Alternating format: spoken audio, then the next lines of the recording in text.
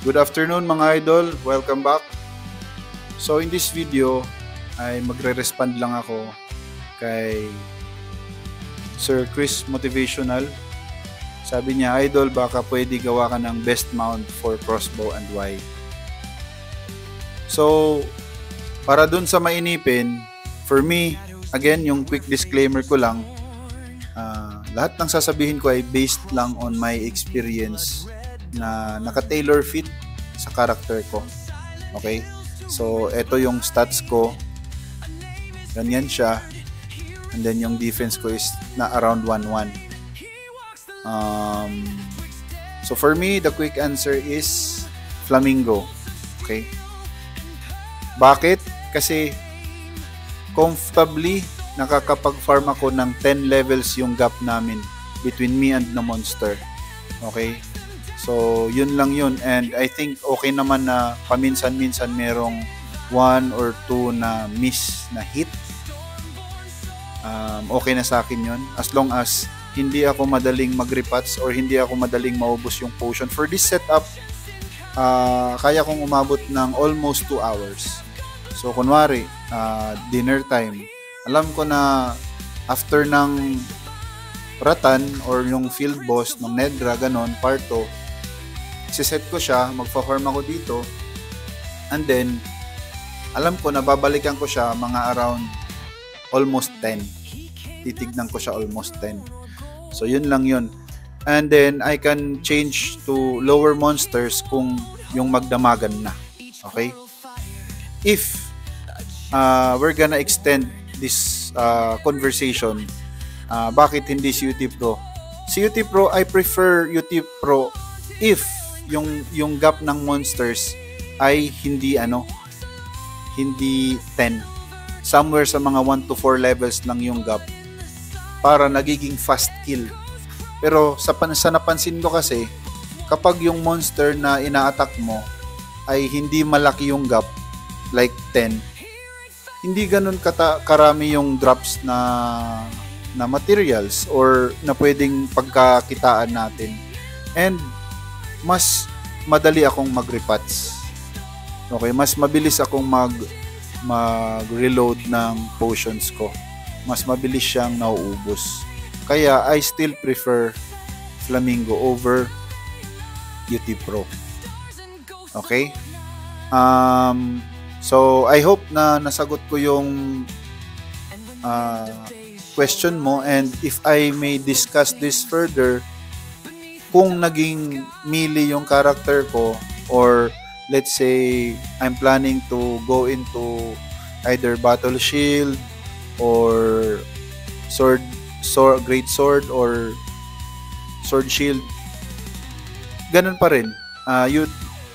Sa Flamingo pa rin ako kasi yung sustain na kaya niyang ibigay plus 105 to defense power and plus 70 na endurance ay very valuable para sa akin compared sa offensive na na aspect ng UT Pro or other mobs.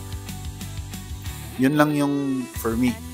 And then nakita niyo naman, kahit nga yung crossbow ko ay yung free na crossbow lang, crossbow trials, kaya ko pa rin mag-farm ng 10 levels yung gap dahil nga yung crossbow mataas naman talaga yung damage niya.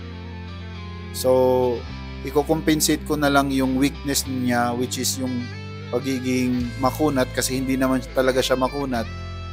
Ibabagay ko na lang yung mount na gagamitin ko sa kanya.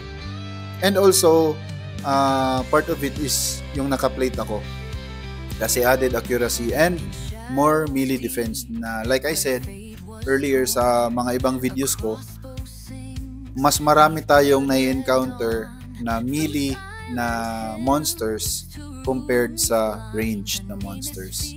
So yun lang yun. Idol Chris Motivational, I hope I answered your question. I hope na you found value into what I said. So before I end my video pala,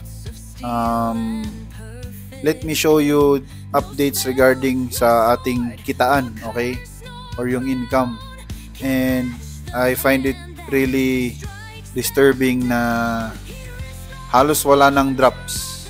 Okay, so ito yung history ko, and saan ba yan?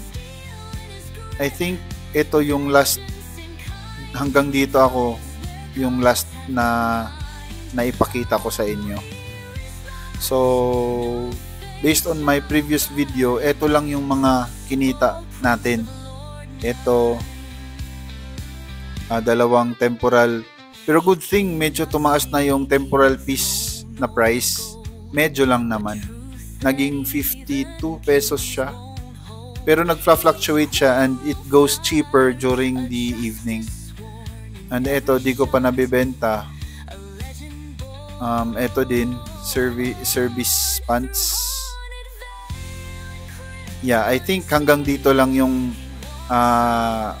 income na naipakita ko. And currently, medyo short tayo. So, November 9 na tayo ngayon and hindi pa natin nare-reach yung quota natin, which is at least 50 USDT by the end of November. Now, you're gonna ask me, bakit ako naghahabol ng 50 USDT? Simple lang.